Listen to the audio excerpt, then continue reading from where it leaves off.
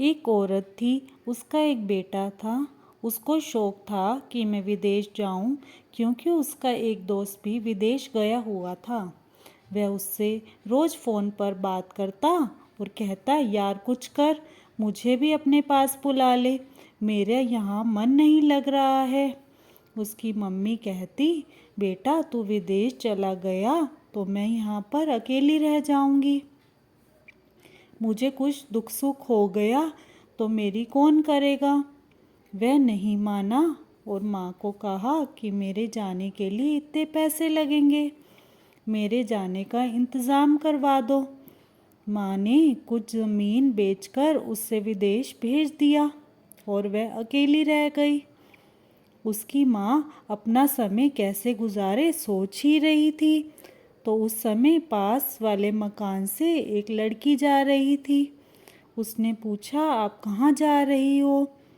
तो वह बोली, मैं यहाँ पर सत्संग घर में जा रही हूँ, वहाँ पर सुबह से शाम तक सेवा चलती है, आप भी मेरे साथ चलो, आपका टाइम अच्छा कट जाएगा और जो समय हम गुरु घर में बिताएंगे वह हमारे लेखे में लिखा जाएगा। वह मन ही मन सोचने लगी, मैं अकेले घर में क्या करूँगी। आप 2 मिनट रुक जाएं, मैं अभी तैयार होकर आ रही हूँ। वह जल्दी तैयार होकर आ गई और दोनों रिक्शा पर सत्संग घर चली गई।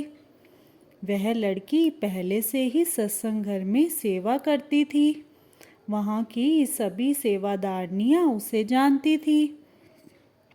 उसने उस महिला की सबके साथ पहचान करवाई और सभी सेवा में लग गई। जब वह सेवा में गई तो उसे अच्छा लगा। गर्मी के दिन थे, सत्संग घर में कभी नींबू पानी और कभी चाय मिलता रहता है। सेवा होने के कारण दोपहर को लंगर का भी इंतज़ाम था। सेवा करके वह दोनों शाम को अपने घर आ गए। तो पास वाली लड़की ने पूछा, आंटी जी मज़ा आया? तो उसने कहा, हाँ बेटा अच्छा लगा, तो हम कल फिर चलेंगे। तो उसने हाँ कर दी। वह दोनों रोज़ सत्संग घर जाने लगी, वहाँ सेवा करने लगी और बाबा जी का सत्संग भी सुनने लगी। अब उसको डेरे जाने का शौक चढ़ गया था, क्योंकि सत्संग घर से डेरे के लिए रोज़ सेवा जाती रहती है। तो वह उस लड़की से बोली, बेटी अब जब तू डेरे जाए तो मुझे भी ले चलना, मैं भी बाबा जी के दर्शन करना चाहती हूँ और नाम लेना चाहती हूँ। वह लड़की कुछ दिनों के बाद जब डेरे गई तो पास वाली आंटी भी उसके साथ गई। खिंच तो बाबा जी ही डालते हैं, पहली बार में उसे नामदान मिल गया।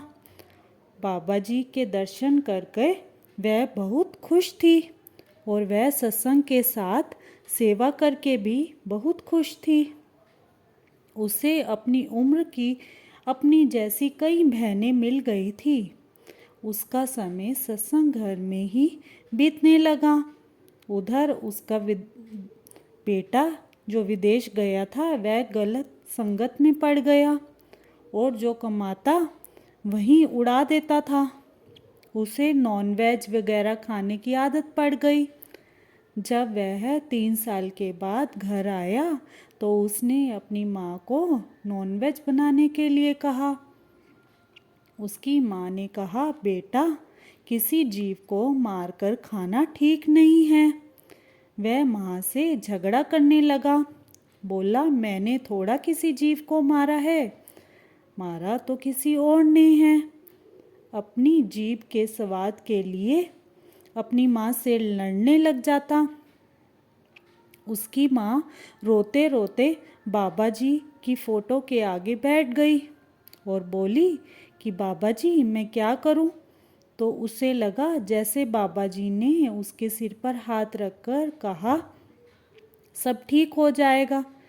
बड़े महाराज जी कहते हैं कि डॉक्टर जब हमारे को इंजेक्शन लगाने के लिए छोटी सी सुई निकालता है तो हम कांपने लग जाते हैं, लेकिन जिस जीव पर हम तलवार चलाकर उसे मारते हैं वह कैसे चीखता होगा, क्योंकि उसमें भी प्राण है। उसने दुखी मन से नॉनवेज बनाया और रोटी के साथ अपने बेटे को दिया।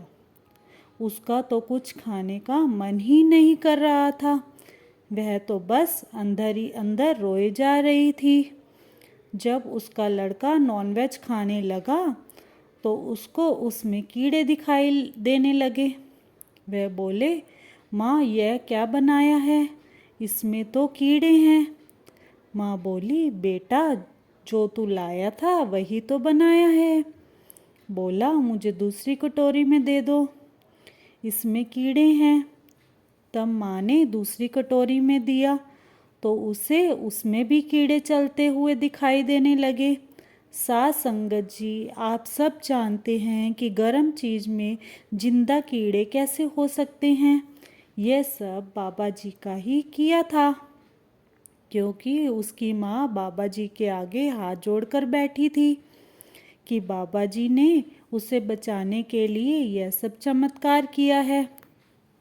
वह किचन में गई तो उसे कुकर में बड़े बड़े कीड़े चलते दिखाई दे रहे थे। वह बोला, मैं ये सब नहीं खा सकता। वह अपनी माँ से बोला, माँ मुझे दाल चावल बना कर दो। तो उसकी माँ ने दाल चावल बनाया और माँ बेटे दोनों ने खाया। माँ मन ही मन बहुत खुश थी, बाबा जी का शुक्र करने लगी और बोली, बाबा जी इसको भी अपना सेवा में लगा लो, गलत संगत से बचा लो। वह उससे रोज सत्संग घर लेकर जाने लगी। उसने उसके बाद कभी भी अपनी माँ से नॉनवेज बनाने के लिए नहीं कहा। वह कहने लगी, शुक्र करो तेरे दाता, हर वेले शुक्र करा। तकदीर बदलती जिस दर से, ओन तेरे द्वारे कहंदे ने, पत्थरां नूं पारस कर देंदे, तेरे अख दा इशारा कहंदे ना। जेड़ा सबकी तकदीर बदलता है ਉਹਨੂੰ सतगुरु प्यारा कहंदे ने। राधा स्वामी।